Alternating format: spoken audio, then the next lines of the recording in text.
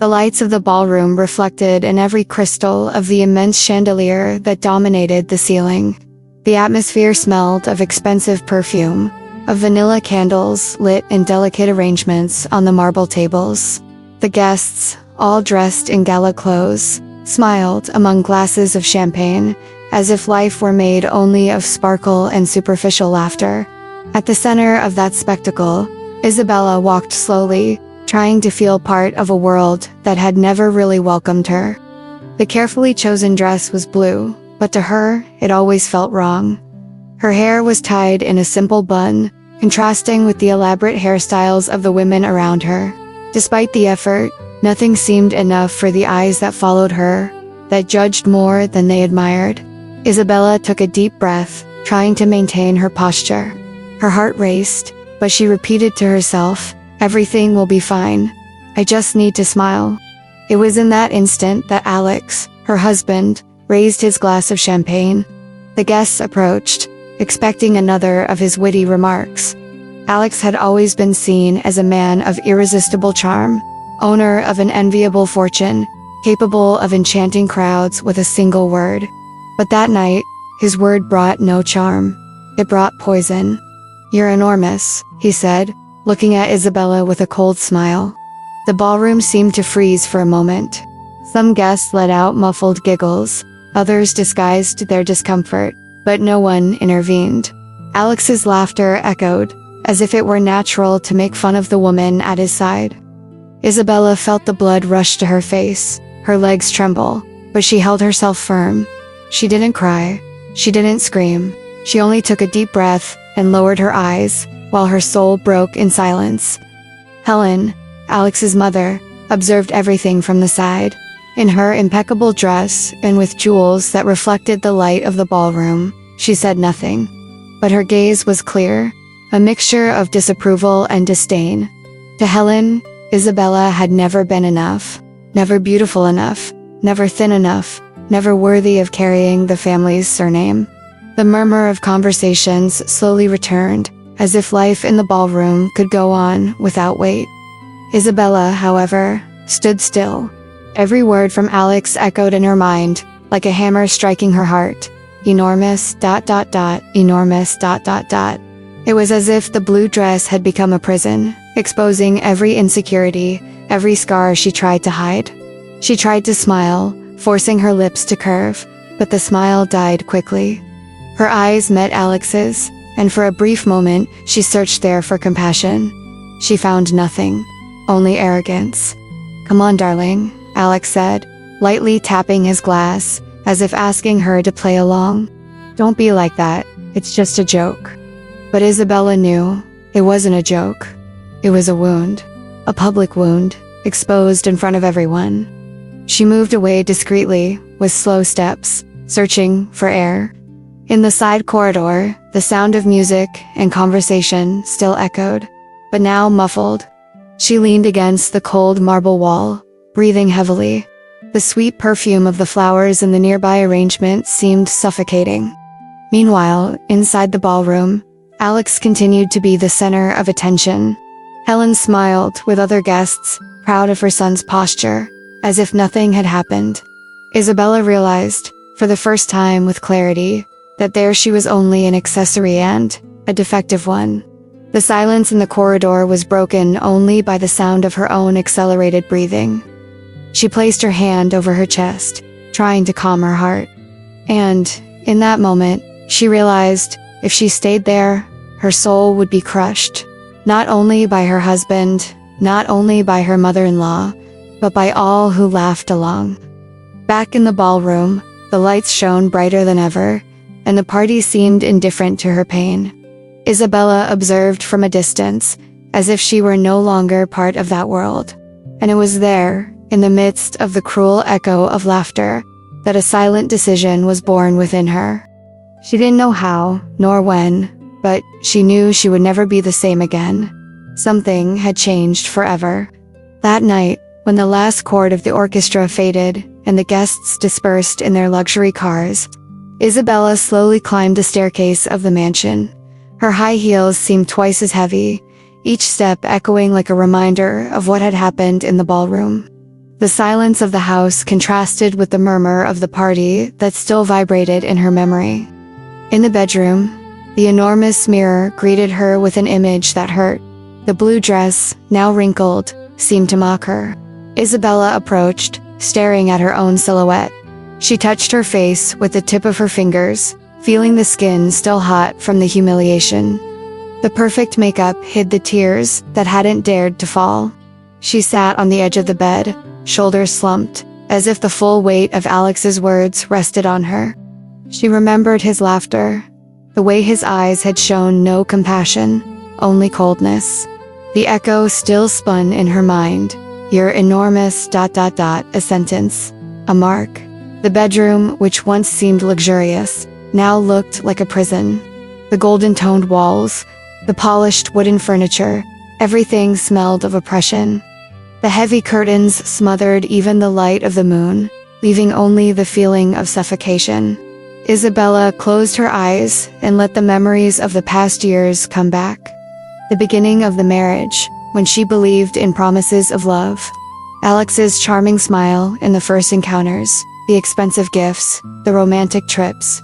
Everything seemed like a fairy tale, until the glow faded and his words began to change. First, subtle criticisms. That dress doesn't flatter you. Then, cold remarks. You need to take better care of yourself. Until they turned into open mockery, like the one at the party. Helen had always been around, reinforcing each wound with her looks and advice disguised as elegance. Darling, you need to adapt. This world demands discipline. But Isabella knew what Helen really meant. You don't belong in this world. The bedroom was silent, but her heart was not. Isabella thought about how she had erased herself little by little, trying to fit into a mold that would never be hers. She sacrificed dreams, put aside desires, lost herself in the hope of being accepted. But nothing ever seemed enough. She lay down on the bed, still in her dress. She stared at the ceiling and realized there were no more tears left to shed. The emptiness was greater than the pain. It was as if a part of her had died there, in front of everyone, when Alex laughed. The clock on the nightstand read nearly 3 a.m. Isabella got up, opened the wardrobe, and stared at the rows of expensive dresses, shiny shoes, and designer bags. None of those objects seemed to have any value. All she saw was a reflection of a life that was not hers. She walked to the window and gently pulled the curtain aside. The city was silent. Only a few lights in the distance, flickering like faraway stars. Outside, there was an entire world, but she felt trapped inside that golden mansion. And that's when the idea began to form. Not in words, but in sensation. A quiet, firm voice inside saying, "You don't have to stay anymore." Her heart beat faster. Isabella looked around, as if afraid someone might have heard, but there was no one. Only her and the certainty that was growing. She returned to the mirror and, for the first time in a long while, she didn't see only flaws. She saw a wounded woman, yes, but still standing. She saw a flame that, though small, was still burning. She sat again on the edge of the bed, folded her hands in her lap, and closed her eyes. She imagined herself leaving. She didn't know how or where she would go. But she knew she had to save herself. At that moment, the ticking of the clock seemed to mark not only the hour, but the beginning of something new. Isabella took a deep breath, absorbing the weight of the decision. She no longer cried.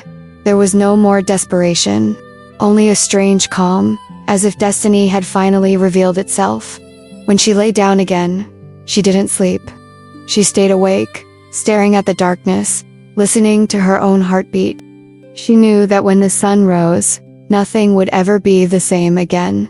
And so, in the stillness of the night, Isabella decided that would be her last night in that house. The first ray of sun crossed through the gap in the heavy curtain, gilding the bedroom that, for the last time, was still hers. Isabella opened her eyes slowly, but she had not dreamed. She had spent the night awake, counting every second as if it were the countdown to a new life. She rose in silence. The cold marble floor sent a shiver down her spine, as if her body itself sensed the gravity of what she was about to do. She walked to the closet, opened the doors, and once again observed the rows of luxurious clothes. Each piece seemed to whisper to her, "You never chose us, you merely endured us." Isabella took almost nothing, just a small, discreet suitcase where she placed a few simple clothes, documents, and what remained of her courage. When she zipped it shut, it felt as though she had sealed an entire chapter of her life. In the kitchen, the clock showed just before 6 in the morning. The servants had not yet arrived, and the silence of the mansion was almost oppressive. The sweet scent of fresh flowers on the counter seemed to mock her decision, as if the house insisted on appearing perfect. But Isabella was no longer deceived. Before stepping through the front door, she looked around once more. Every detail of the mansion carried memories.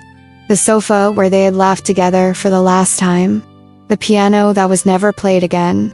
The corridor where Helen, always immaculate, paraded her superiority. And, above all, the ballroom where her dignity had been crushed by Alex's laughter. A wave of pain crossed her chest, but it did not make her retreat. She gripped the suitcase firmly and turned the handle.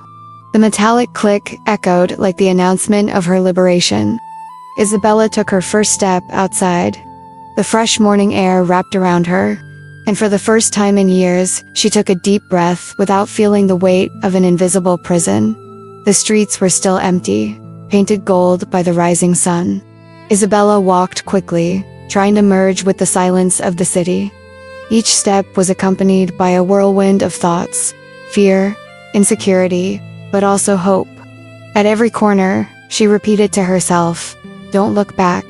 At some point along the way, a memory surfaced. Daniel's face, her childhood friend, the boy who had shared secrets with her in her parents' backyard, who laughed at her stories and told her, "You are special, even when no one else sees it." She didn't know exactly where he was now, but that memory served as a reminder. Someone had once believed in her, and maybe that was what kept her from collapsing completely. She took a bus toward the city center. The suitcase took up little space beside her, but her mind seemed overcrowded with questions. What would she do next? Where would she go? How would she start from zero? The roar of the engine and the rocking of the vehicle seemed to cradle her in a mix of anxiety and determination. The stares of strangers on the bus did not hurt her. No one knew her there. No one knew her story. It was a strange sensation, but also liberating, to be invisible after years of being observed and judged. She got off on a busy street where cafes were just opening their doors, and the smell of fresh bread spread in the air. She stopped in front of a shop window, not to admire herself, but to confirm that she was still there, real, standing, free. She entered a small, cheap hotel and rented a room. The space was simple, with peeling walls and a narrow bed, but to Isabella it was a palace. She sat down, resting the suitcase by her side, and took a deep breath. There was no luxury, but there was peace. It was there, in that modest room, that the tears finally came. They were not only of pain, they were of relief. She cried for the humiliation she had suffered, for the life she had left behind, but also for the courage that against all odds had blossomed inside her. The following days were a silent battle. Isabella learned to live with little, to cook simple meals, to walk the streets without being recognized. The silence was harsh, but also healing. Each morning, when the sun streamed through the curtainless window, she felt that she was being reborn a little more. At night, lying in the narrow bed, she remembered the mansion and the gilded halls. But the memory no longer hurt in the same way. It was like an old film, distant, that no longer defined her. Solitude, once frightening, became a companion. And within the depths of that solitude, Isabella began to find something she had lost long ago, herself. The road was still long, but she already knew she would never again be the same woman who had left that mansion at dawn.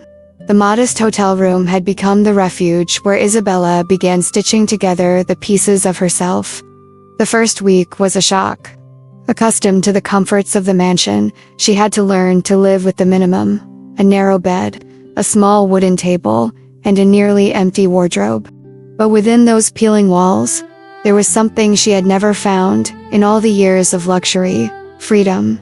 The mornings were silent. The distant hum of traffic, the smell of coffee drifting from the corner bakery, and the timid singing of birds replaced the chatter of parties and the false laughter of high society. Isabella would walk to the small bathroom mirror and study her face without makeup. Puffy eyes, traces of exhaustion, but also a new firmness in her gaze. She was no longer the woman who had shrunk at the sting of humiliation. She was someone who, though wounded, was still standing. At first, the pain felt unbearable. Alex's words echoed like a ghost. "You're enormous." With every meal, every glance at her body, that phrase returned like a shadow. Isabella thought of giving up more than once, but every time the memory threatened to break her, she took a deep breath and repeated, "I am not what he said. I am more." Determined, she began to change her routine. Short morning walks turned into long routes through the park. Fresh air filled her lungs, and each step was a silent victory. At the beginning, her body protested, sore legs, sweat running down her face like punishment. But Isabella began to see something different in the pain. It wasn't punishment, it was liberation. Days turned into months. Isabella learned to cook simple, healthy meals, discovered joy in preparing colorful dishes with fresh vegetables from the local market. The smell of sliced tomatoes, the crackle of olive oil in the pan, the aroma of coffee on the stove. Each detail was new and, in a way, comforting. Every small habit became a symbol of her reconstruction. Replacing sweets with fruit, trading sleepless nights for quiet reading, Isabella rediscovered herself. There were no more loud parties, but there was peace. There were relapses. Nights when the emptiness screamed inside her, when she cried silently, hugging her pillow. Days when insecurity whispered, "What if it all happens again?" In those moments, she almost thought of going back, of apologizing, of accepting her place in Alex's shadow once more. But whenever those thoughts arose, she remembered the ballroom and his cruel laughter. That was enough to keep her firm. During this process, Isabella sought help. She joined yoga classes and later a support group for women who had suffered humiliation in abusive relationships. There, she heard stories as painful as hers and realized she wasn't alone. The sound of those women's voices, filled with tears but also with hope, nourished her courage. Her body began to change. Slowly, Isabella's silhouette transformed, but the greatest change was within. Every morning, she rose earlier to walk. Every carefully chosen meal, every conscious breath in yoga reminded her, "I own myself." The mirror was no longer her enemy. It was a witness. It showed marks, yes, but also progress. It reflected not only less weight, but more light in her eyes. And it was on this path of transformation that Daniel reappeared. An unexpected encounter, almost casual, on a cloudy afternoon at the market. Isabella saw him from afar, carrying bags of fruit, the same gentle smile she remembered from childhood. For an instant, she hesitated to approach. Her heart raced, not from shame, but from fear of being recognized as the woman she once was, Isabella. His voice, surprised and warm, cut through the air. She turned slowly. Daniel looked at her with eyes free of judgment. "Only affection." Isabella stammered. Unsure what to say, he smiled. "It's been so long. But I knew I'd recognize you anywhere." The encounter was brief, but it planted something in Isabella's heart. A reminder that even in her darkest times, there had been someone who always believed in her. Daniel didn't ask uncomfortable questions. He only asked how she was, and when Isabella answered simply, "Starting over," he nodded as if he understood every layer behind those words. That night, lying in her modest room, Isabella thought about how her life was changing. It wasn't just about her body or her appearance. It was about reclaiming her dignity, about learning to look at herself without fear, to recognize herself as someone worthy of love, above all, her own love. And so, between tears and timid smiles, Isabella realized rebirth wasn't a single moment. It was a process, made of falls and rises, of pain and hope.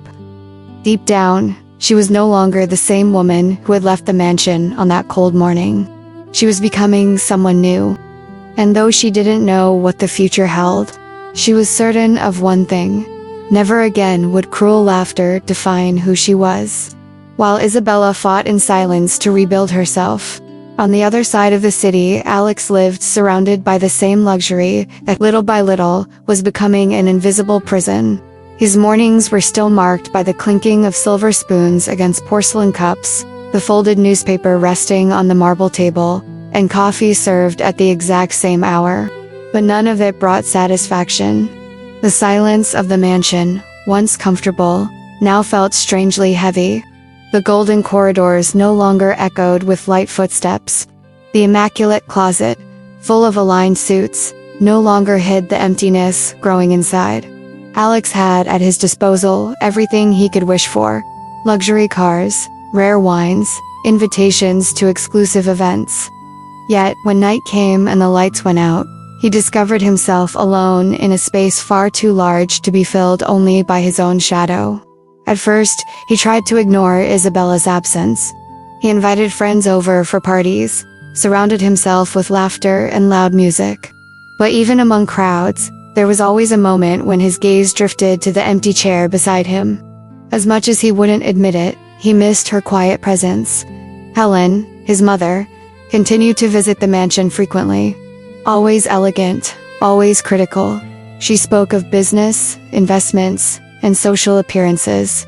She never mentioned Isabella directly, but the words she chose made her disdain obvious. "Perhaps it's for the best, Alex," she would say while adjusting the bracelets on her arm. "You need someone who matches your position." He would nod, trying to convince himself his mother was right. But deep down, her words unsettled him. He recalled the night of the ball, the laughter he had unleashed in public, and something inside him trembled. The memory didn't return as pride, but as weight. Time passed, and loneliness left its mark. Alex threw himself even more into work. Endless meetings, multi-million-dollar contracts, business trips. With every professional victory, however, the celebration felt empty. Champagne tasted bitter. Applause sounded hollow. Sometimes he woke in the middle of the night without knowing why. He would walk to the room that had once been Isabella's, the closed door. The faint scent of perfume, still clinging to the forgotten sheets. Everything seemed to accuse him. He stood there in silence, as if waiting for her to return at any moment. But she never returned.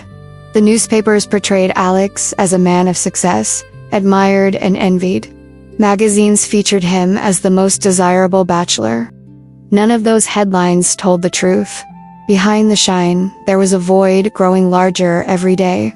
What tormented him most was the uncertainty of when Isabella had stopped being merely the wife who didn't fit in and had become the absence he could not endure. Perhaps it had been that night at the party when he saw her leave in silence. Perhaps it had been in some morning after, upon finding the bed empty. Or perhaps it was happening now, bit by bit, in each memory that insisted on returning. Alex tried to ignore it, but inside him the question echoed. What if it had been different? What if he had chosen to love her instead of ridiculing her? The man who seemed to have everything was beginning to realize that, deep down, he had lost what mattered most. Time no longer moved for Isabella as it once had. The days in the mansion were long, dragging, repetitive. Now, each morning felt like an invitation to begin again. The modest hotel room had served its purpose, but eventually she found a small apartment in a quiet neighborhood, with white walls and windows that let the sunlight pour in freely. There was no luxury, but there was space to breathe, and that was enough.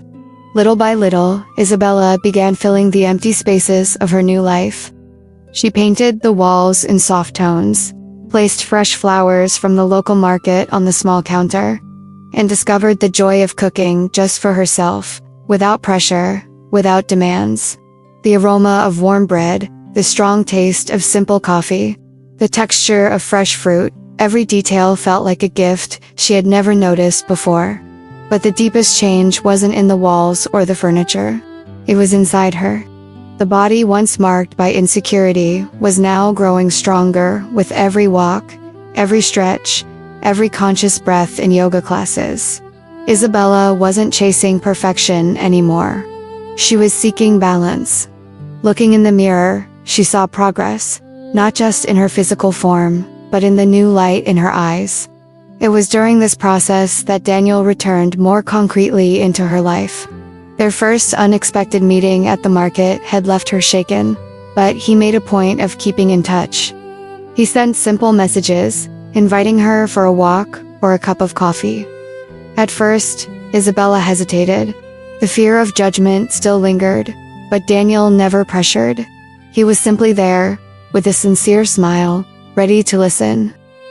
One rainy afternoon brought them closer. Isabella was leaving work, a simple job at a small neighborhood bookstore, when she saw him waiting outside, holding an umbrella. "I thought you might need this," he said, handing it to her.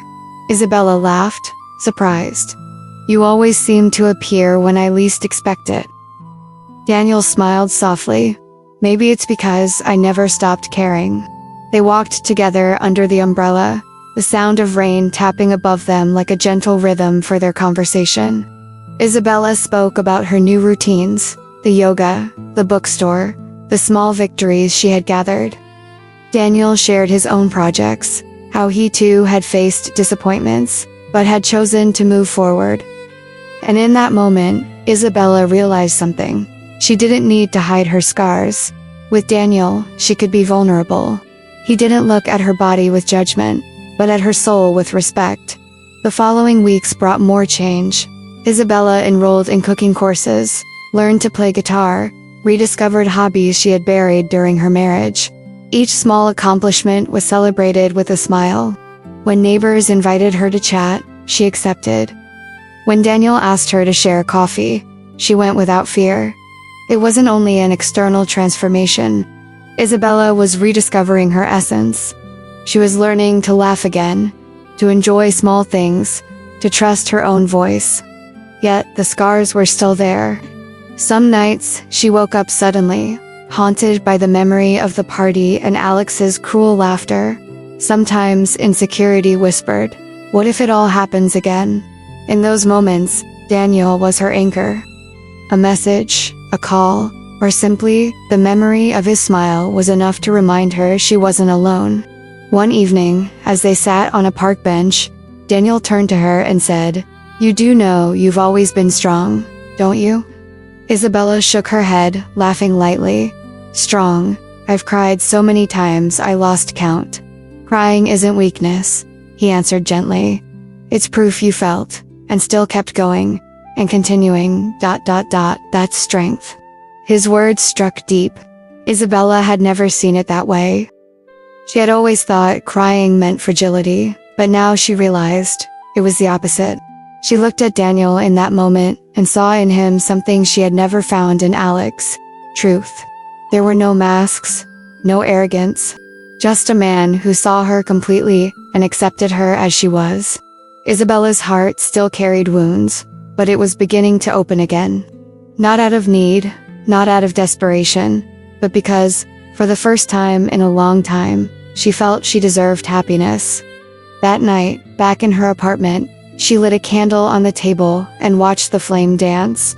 She smiled to herself, with tears in her eyes, but they were different tears, not of pain, but of gratitude.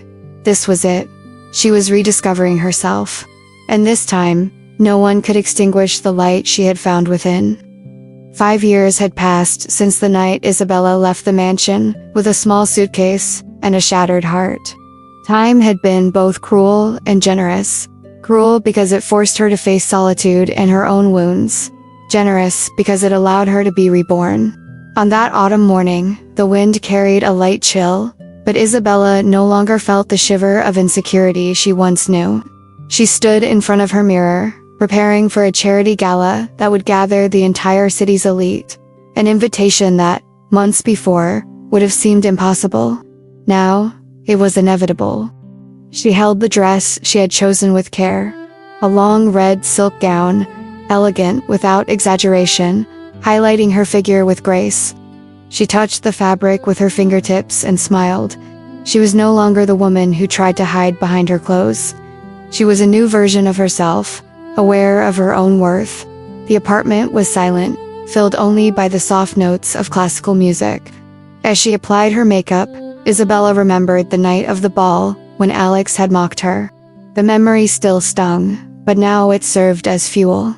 Not a weight, but a mark that gave her strength. Daniel entered the room quietly, holding a small box in his hands. "I thought you might like this," he said, opening it to reveal a delicate silver necklace with a clear stone at its center. Isabella smiled, touched. "It's beautiful, but you didn't have to." "It's not about having to," he replied, fastening the necklace around her neck. "It's about reminding you of who you are." His gaze reflected admiration, not for what she wore, but for what she had become. Isabella squeezed his hand, feeling the warmth and sincerity in the gesture. When she stepped outside, her heart beat faster, not with fear, but with anticipation. The car pulled up in front of the luxury hotel, where the event would take place.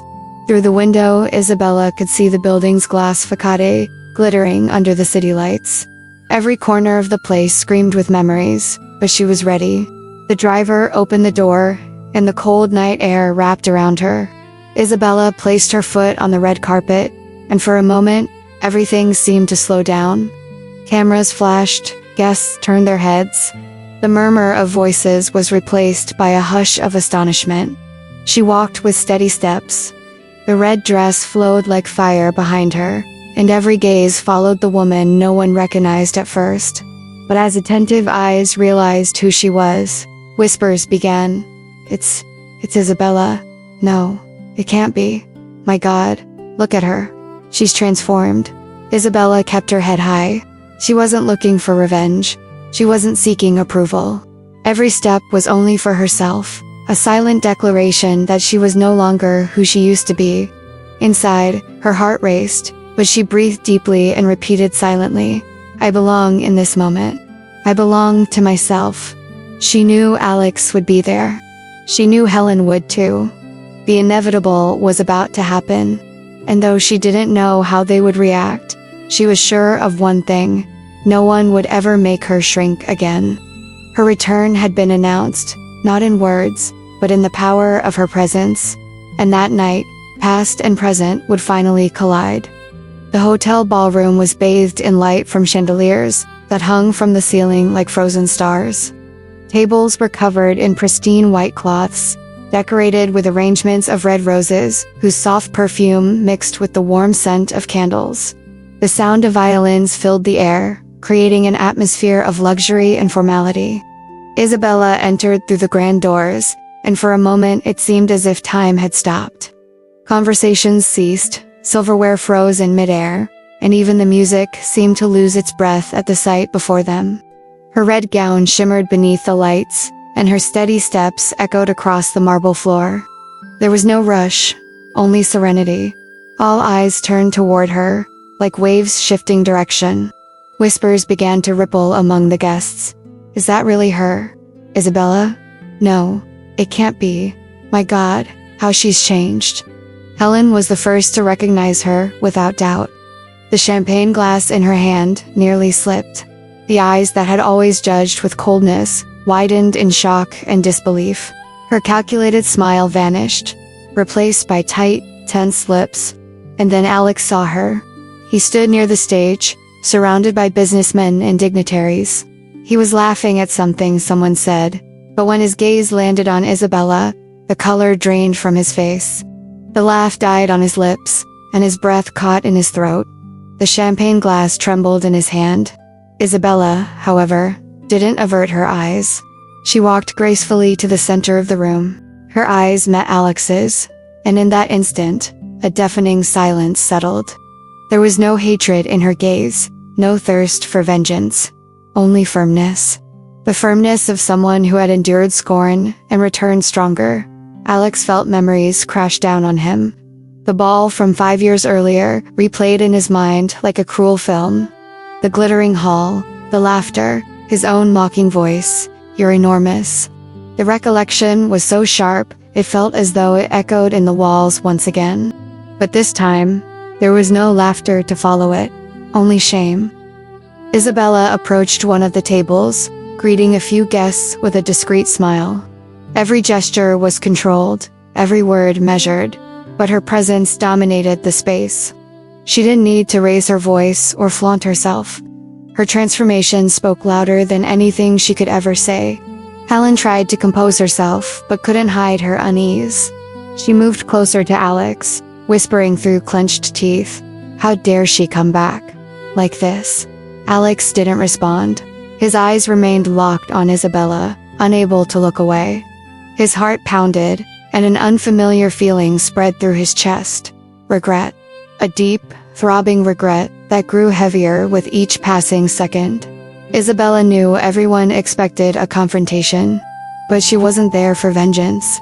She was there to show, simply through her presence, that her strength was greater than any humiliation. When the event's host took the stage to announce the night's donations, Isabella was invited to say a few words. She walked to the microphone with steady steps, her red gown flowing like fire behind her. "Good evening, everyone," she began, her voice calm yet resonant. "I am honored to be here tonight, not only to support such a noble cause, but to remind us all that dignity is something that should never be taken away from anyone." The ballroom fell silent. No one dared to interrupt. "There was a time when I believed my worth depended on what others said about me," she continued. "But I discovered, in the most painful way, that our true worth comes from within. And when we understand that, no one can ever diminish us again." Some guests discreetly wiped away tears. Others nodded, moved by the simple yet powerful truth in her words. Alex, hearing every sentence, felt the weight of his guilt pressed down on him. Each word from Isabella was a reflection of what he had destroyed and what she had rebuilt, despite him. When Isabella stepped away from the microphone, the applause was spontaneous and thunderous. The entire room rose to its feet, not just for the cause, but for her courage in standing tall, transformed. Alex couldn't remain standing. He sank heavily into his chair, covering his face with his hand as if to hide the emotion that betrayed him. Tears welled uncontrollably. The man who had once laughed at her in public was now crying in front of the same society. Isabella didn't look at him again. She didn't need to. Her victory was not over Alex. It was over herself. As she stepped down from the stage, she walked toward Daniel, who had been watching with quiet pride. He didn't need to say anything. His gaze told her everything. "I always knew you were stronger than you thought." That night, Isabella proved that some battles aren't won with vengeance, but with dignity. And dignity was something she now had in abundance. Alex remained seated, frozen, while the applause still echoed through the ballroom. Each clap felt like an accusation, each smile directed at Isabella like a shadow of defeat cast over him. The man who had always been the center of attention now felt invisible, or worse, exposed. The image of Isabella transformed, haunted him. It wasn't just her beauty that stunned him, but the silent strength she carried in every movement. She was no longer the woman he had mocked before everyone. She was someone greater, untouchable, unreachable. His eyes filled with tears. He tried to hide them, but they burned down his face anyway.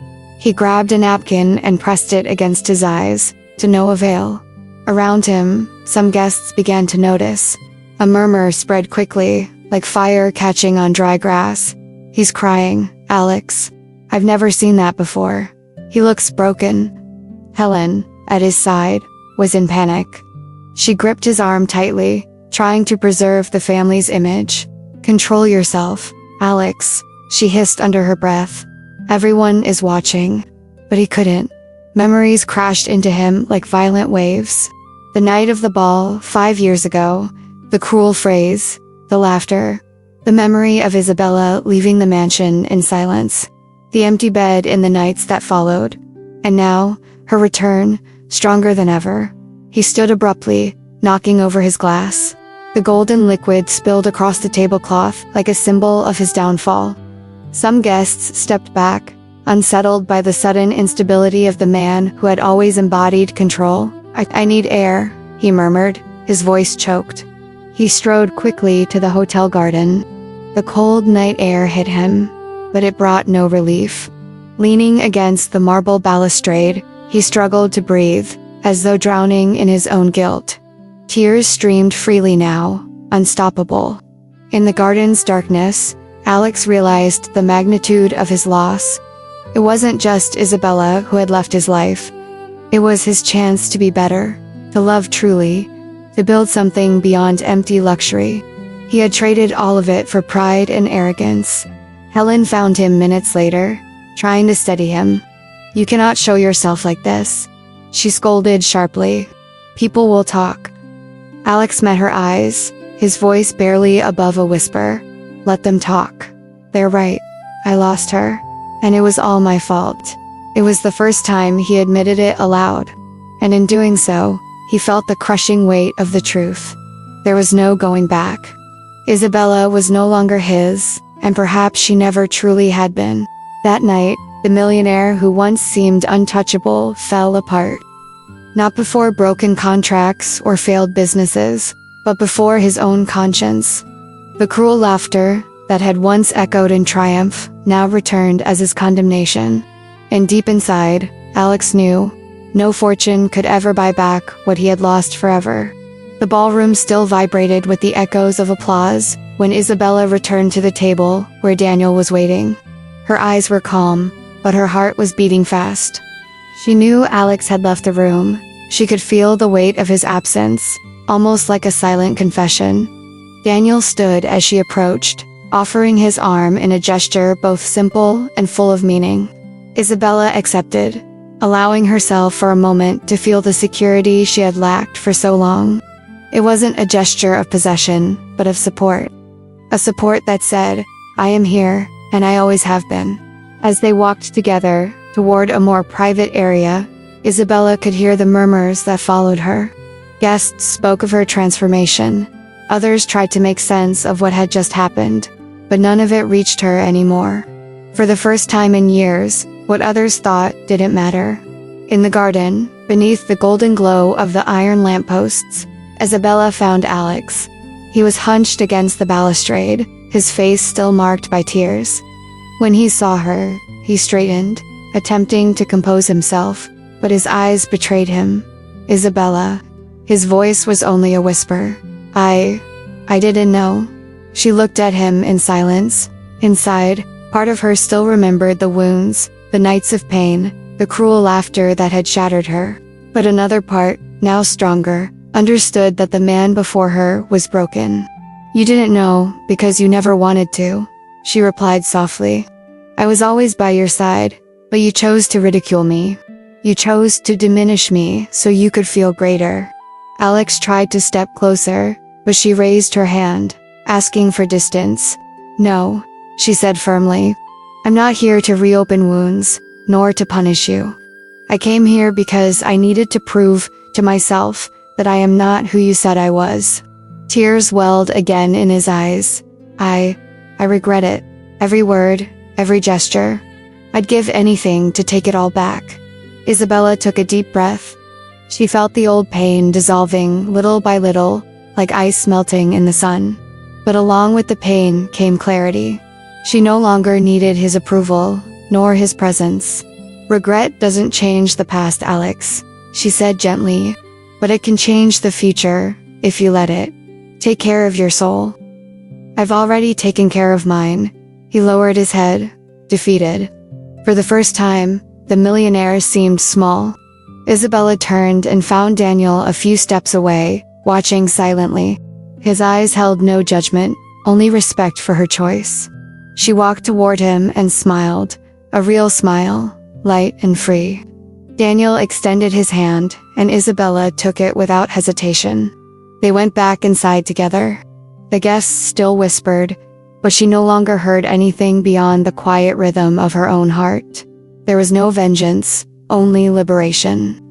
That night, Isabella realized that the greatest victory wasn't seeing Alex repentant. The true victory was looking at herself and recognizing the woman she had become. strong, dignified, whole. As she left the event, arm in arm with Daniel, the cold night air brushed her face. But inside her, there was only warmth. She lifted her eyes to the sky and let out a long breath, almost like a prayer. A smile curved her lips, and she thought, some tears do not destroy. They water the soil of strength. And from that strength, freedom is born. And with that thought, Isabella moved forward, never looking back. Some stories are about loss, others about reunion. But the most powerful ones are those where someone discovers, against all odds, their own strength.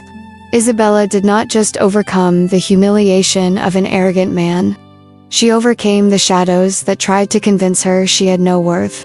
And perhaps that is the greatest lesson. It doesn't matter how many times people ridicule us, or how often they try to make us believe we are not enough.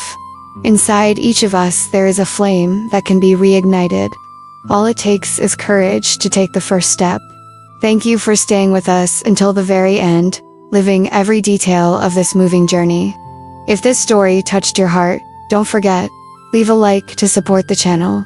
Subscribe to Lasting Tales and turn on the bell so you won't miss the next stories. Tell us in the comments, have you ever faced a moment when you had to rebuild yourself while no one believed in you? We'd love to read your experience. And don't stop here. There are many more emotional stories waiting for you on the channel. Click on the next video and continue this journey of hope and emotion. Here at Lasting Tales, every story leaves marks that time cannot erase. We'll see you in the next one.